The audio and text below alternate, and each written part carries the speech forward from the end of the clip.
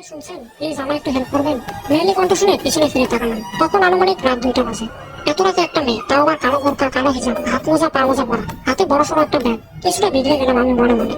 তারপর বললাম, কি হেল্প করবো আপনার? আর এত রাতে একটা মেয়ে মানুষ হয়ে রাস্তায় কেন এইভাবে? তখন মেয়েটি বললো, আমি অনেক বিপদে পড়েছি, প্লিজ কোথাও একটা রাত থাকার ব্যবস্থা করে দেন। কান্না ভেজা কণ্ঠেই কথাটি বললো মেয়েটি। তখন আমি বললাম, প্লিজ কান্না থামান, মানুষ দেখলে বাজে ভাববে। এত রাতে একটা ছেলের কাছে হেল্প চাচ্ছেন, আজব মেয়ে তো আপনি। তখন মেয়েটি বললো, বিপদে পড়লে মানুষ আজবই হয়ে যায়। তখন আমি বললাম, আজব হন আর যাই হন, আমি আপনাকে কোথায় থাকার ব্যবস্থা করে দেবো বলেন। তখন মেয়েটি বললো, আপনার বাসায় আজ রাতটা থাকা যাবে? বিশ্বাস করেন, কাল সকালেই আমি চলে যাবো। তখন আমি বললাম, এই মেয়ে, তোমার কমন সেন্স আছে? এত রাতে মেয়ে নিয়ে বাসায় গেলে আব্বু আম্মু আমার ঝাড়াবেটা করবে। তখন মেয়েটি বললো, আমাকে কোনোভাবেই হেল্প করা যায় না? তখন আমি বললাম, হেল্প করতেছেন কেন? এত রাতে বাসা থেকে বের হয়েছেন কেন? ঠিকানা কোথায় আপনার? বাসার ঠিকানা দেন, আমি আপনার বাসায় পৌঁছে দিয়ে আসি। তখন মেয়েটি বললো, বাসায় যাওয়ার হলে আর এত রাতে রাস্তায় থাকতাম না। আর পরিবারের আপন কেউ নেই, আমার সৎ মা আর বাবাটাও নেই, বাবাও মারা গেছে। তখন আমি মেয়েটিকে বললাম, তাহলে আমি হেল্প করতে পারবো না। হাঁটতে শুরু করলাম আমি, মনের ভিতর খসখস করতে লাগলো, মেয়েটা হয়তো খুব বিপদে পড়েছে, নয়তো কি অপরিচিত কারো কাছে এত অনুরোধ করে? এখন তো রাস্তায় বখাটে ছেলেদের অভাব হয় না, যদি মেয়েটার কিছু হয়। এইভাবে আমি আবার পিছনে ঘুরে গেলাম। আরে এখানেই তো মেয়েটা ছিল, কই গেল? আশেপাশে খুঁজতে লাগলাম, দেখি মেয়েটা একটা দেয়ালের আড়ালে বসে আছে। তখন আমি মেয়েটিকে ডাকলাম, এই যে শুনছেন? আচমকা কারো ডাক শুনে মেয়েটি হকচকিয়ে ওঠে, দেখে আমি আবার ফিরে এসেছি। তারপর বলে আমাকে, আপনি আবার কেন এসেছেন? তখন আমি বললাম, আপনি নিতে আসলাম, ইচ্ছা হলে আমার সাথে চলেন, রাতটা থেকে সকালে চলে আসেন। মেয়েটা কেঁদেই চলেছে। তখন আমি মেয়েটিকে বললাম, প্লিজ কান্না থামান, চলেন আমার সাথে। তখন মেয়েটি বলল, বিশ্বাস করেন, আমার মনে কোনো কুমতলব নেই, আমি সকালেই চলে আসবো।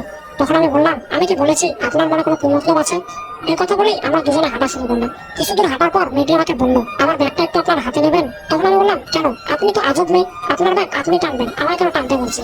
তখন মেয়েটি বললো, এভাবে বলছেন কেন, থাক লাগবে না। তখন আমি বললাম, হয়েছে, বাদ দেন, দেন আমাকে ব্যাগটা। ব্যাগটি আমি হাতে নিয়ে বললাম, ওরে বাবা, এত ওজন কেন এই ব্যাগে? আপনি কি বাসা থেকে পালিয়ে এসেছেন নাকি? তখন মেয়েটি বললো, হ্যাঁ।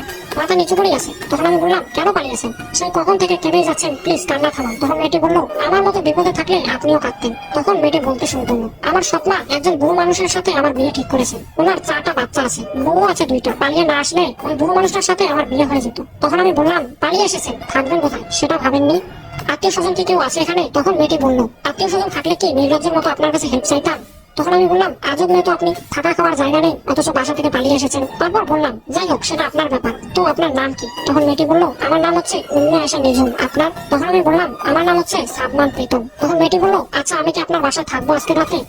তখন আমি বললাম, বাসা না তো জঙ্গলে থাকবেন, আমার বিশ্বাস না হলে আপনি রাস্তা মাপতে পারেন। তখন মেয়েটি বললো, বিশ্বাস না হলে কি হেল্প চাইতাম? আপনার বাবা মা যদি কিছু বলে?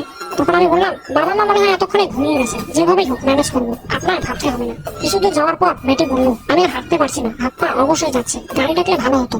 তখন আমি বললাম, বাসার সামনে এসে গাড়ি খুঁজছেন? তখন মেয়েটি বললো, মানে?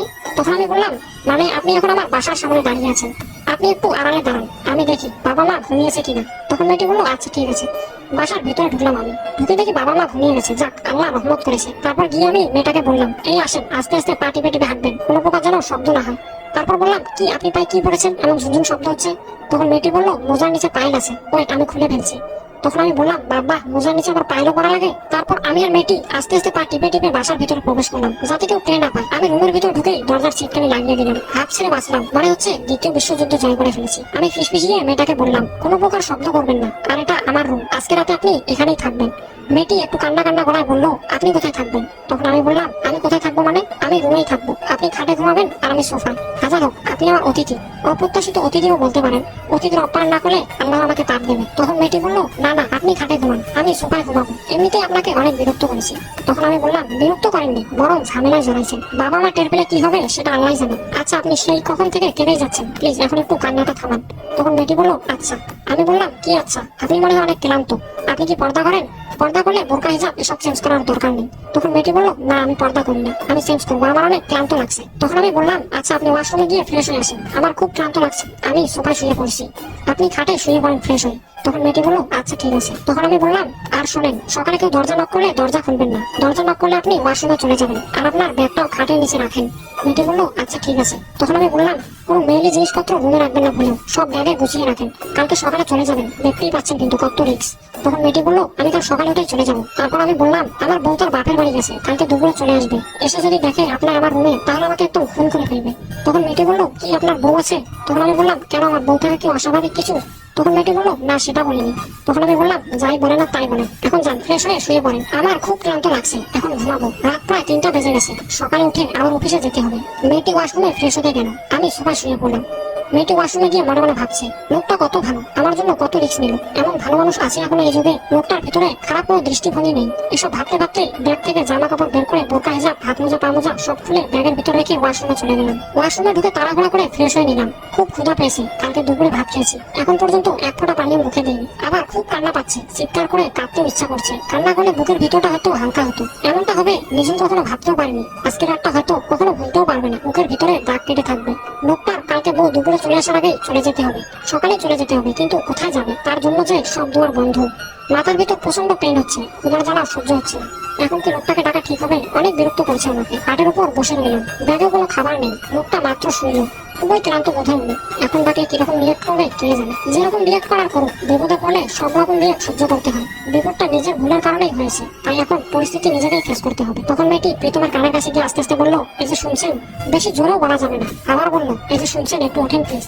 দূর, আমি তো উঠছিনি না। এইটুকু সময়ের ভিতরে এত গভীর ঘুরে তলিয়ে গেল, না এভাবে উঠবে না, অন্য পন্থা অবলম্বন করতে হবে। তখন মেয়েটি প্রীতমের পায়ের কাছে গিয়ে পায়ের তলায় হালকা করে সুরসুরি দিল। প্রীতম সাথে সাথেই হকচকিয়ে গেল, বলে, কে কে? তখন মেয়েটি বললো, চুপ, আমি নিঝুম। তখন আমি কিছুটা বিরক্তি ভাব নিয়ে বললাম, ও আপনি? এতক্ষণ তো বোরকা হিজাব পড়েছিলেন, তাই চিনতে পারিনি। খুব বিরক্ত হচ্ছেন তাই না? জানেন আমি কালকে রাতে ভাত খেয়েছি, এখন পর্যন্ত একটু পানিও মুখে দেয়নি। ক্ষুধার জ্বালায় ঘুমাতে পারছি না, যদি কিছু খেতে দিতেন। মেয়েটার মুখ একদম শুকিয়ে আছে, চোখগুলো ফুলে গেছে, নাকের ডগায় ঘাম জমেছে বিন্দু বিন্দু। কি মায়া মেয়েটার ভিতর, এত মায়াবী মানুষ কি করে হয়? খুব মায়া হলো মেয়েটার প্রতি। তখন আমি মেয়েটাকে বললাম, আচ্ছা আপনি বসুন, আমি ডাইনিং রুম থেকে খাবার নিয়ে আসছি। হাত ছেড়ে বাঁচলো নিঝুম। নিঝুম মনে মনে ভাবছে, লোকটা খুব বেশি ভালো, কি ধৈর্য, জগৎটা এত বৈচিত্র্যময় কেন? কিছু কিছু মানুষ নর্দমায় ময়লা আবর্জনার চেয়েও খারাপ, আর কিছু কিছু মানুষ খুব বেশি ভালো। সো আজকের গল্প এই পর্যন্তই। গল্পটি আপনাদের কার কাছে কেমন লাগলো অবশ্যই কমেন্টে জানান। ভিডিওটি ভালো লাগলে লাইক এন্ড চ্যানেলটাকে সাবস্ক্রাইব করবেন, আর ফেসবুক পেজ থেকে দেখলে ফেসবুক পেজটাকে ফলো করবেন।